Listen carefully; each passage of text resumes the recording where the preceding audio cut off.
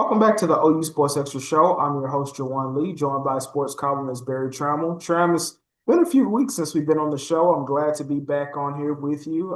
Hope you had a good time away from the show. Hopefully the audience missed us a little bit, but quite a bit of news happened since the last time we've been on air here. Let's start with the Joe Castiglione news. OU's athletic director announced that this is his final academic year as athletic director with his official retirement happening in 2028.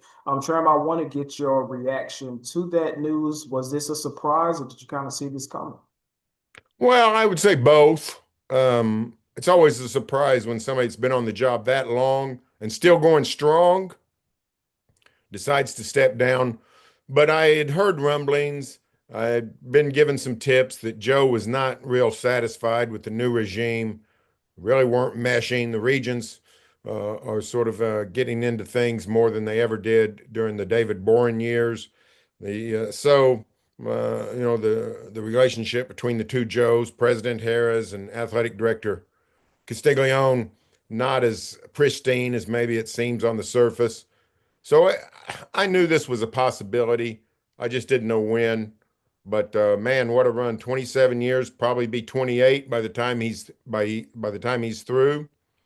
So I think Joe C probably would have preferred to ride it out until everything is smooth. The crazy nature of college sports today, things changing so fast, it's very uncertain times.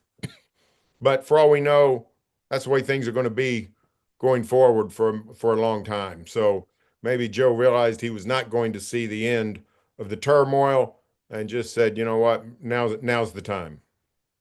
Tram, earlier this week, you spent some time down there in Frisco at the Star for Big 12 Media Days, and you got a chance to talk with a few of those athletic directors about the future of the AD position. What I want to really ask you is it kind of seems like there's an understanding moving forward that OU's next AD may be just in charge of other sports that does not include football with Jim Nagy hitting everything OU football related. How did they kind of look at the Castiglione announcement and kind of the future of their positions? Well, I mean, I think everybody realizes that schools are going to make different decisions on that. Some schools are going to go forward with a traditional athletic director like we've come to know. However, some schools are going to create a separation. OU has to decide. They have to make a decision on that. Do they want somebody overseeing the entire athletic department? Football, basketball, softball, tennis, golf, track, all the sports. Or do they want to separate football? This is something we've heard about sort of mystically for 3, 4 decades. Football might become a separate entity, and now we're on the cusp of it happening at certain places. Will it happen at OU? I don't know, but one place we've seen it absolutely happen is Stanford, where Stanford has hired a general manager of football, and whereas Jim Nagy at OU is basically in charge of the roster acquisitions and the roster construction, recruiting, portal, negotiating with players, all those things. Andrew Luck's title as general manager at Stanford is that and much more: marketing, sponsorships, all those things, scheduling, and of course the talent acquisition. So, does Oklahoma want to go that direction? Some say yes, some say no. We'll have to see what they decide, but I could see that happening. Randall Stevenson is the former AT&T chairman, OU grad from Moore, America. He is in charge of the search committee. He actually would be a candidate if the Sooners decide to go the contemporary model.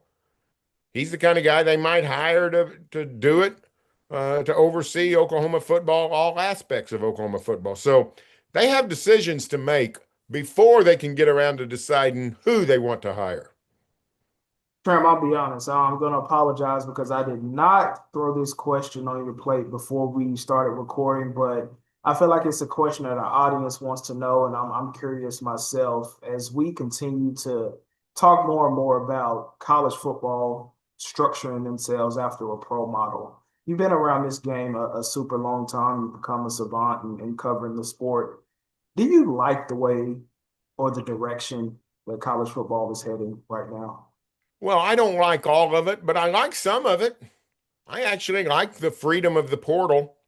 I think colleges were too restrictive on players. I think I'd like to see the portal sort of regulated more with the calendar. I don't like guys being able to leave in June. I don't like guys being able to leave in July or August or whenever, one portal window per year, I think would be a really cool thing. But I don't mind the jumping. I mean, the coaches are the ones that popularize jumping. They're the ones that have walked out on their teams before the season's over. They're the ones that have broken contracts. I don't know why we're getting mad at players. And I do think it has the potential to bring parity. It already has brought a certain amount of parity, unless the money gets crazy and a few select teams dominate everything because of money. I think we will have more parity. Now, some people worry that Ohio State and Alabama or Ohio State and Georgia are just going to dominate everything. That may be, but in other ways of the portal, basketball, softball, we've seen upstarts come around. We've seen Texas Tech football be the biggest winners of the portal, perhaps. So until there's reason to declare doomsday, I'm not declaring doomsday. We have SEC Media Days coming up next week. We record in July 11th. Right now. Tram, what's the biggest question that you have for this OU program heading into next week? The biggest question I have is, can they block people? I think they're going to have a good football team. If they can block people, I think they're going to have a really good team. I think I think John Mateer probably is the real deal at quarterback. I think the receivers, no way they can be as hurt as they were last year. I think the defense is going to be excellent. But can they block people? Can they run the ball? Can they largely protect John Mateer? The OU offensive line is in a multi-year slump. Bill Bedenbaugh's stock is declining. He had so many great years in a row, but the last 2 or 3 years, the Sooners haven't been blocking that many people. Can this team block up to SEC standards? If they can, OU is going to have a really good year, a fun year. We'll see what happens. If they don't, get ready for more of the same. All right, pretty quick show for you guys, but obviously we'll have way more content for you guys as SEC Media Days approach and we get through that. But before we end the show, let's get to some parting shots. Tram, what do you want to leave our audience with for this week? Fun week, as you said, down in Atlanta, SEC Media Days, and three quarterbacks near and dear or not so dear to your heart will be in the spotlight. And those three quarterbacks are John Mateer, Arch Manning, and Jackson Arnold. All three are going to be in Atlanta. The Oklahoma quarterback of last year, who got benched, who ended the season on a downer. He is going to be representing Auburn in SEC Media Days. Arch Manning's going to be there looking like the Beatles in 1964. It's going to be such a madhouse. And then here's John Mateer coming in. I'm very much anxious to see what kind of crowd, outside of the Oklahoma contention, of course, that John Mateer makes on the SEC media. So those 11 quarterbacks are coming. 11 of the 16 SEC schools are bringing quarterbacks. It's a big number. 3 of them are of fascinating interest to Oklahomans. Arch Manning, Jackson Arnold, John Mateer. All right, Tram, I appreciate you. Another great episode. As usual, our beat writer, Mason Young, will be off of vacation this weekend, so he'll be joining Tram at SEC Media Days. And as always, to keep up to date with our content, make sure you visit OUSportsExtra.com. And if you're interested in the Oklahoma State content, OSUSportsExtra.com. And with Patrick Prince and Barry Lewis doing a great job with high school sports, you can check out OKPrepsExtra.com. But for your host, Juwan Lee, Barry Tramel, this has been the OU Sports Extra Show. We'll see you guys next time.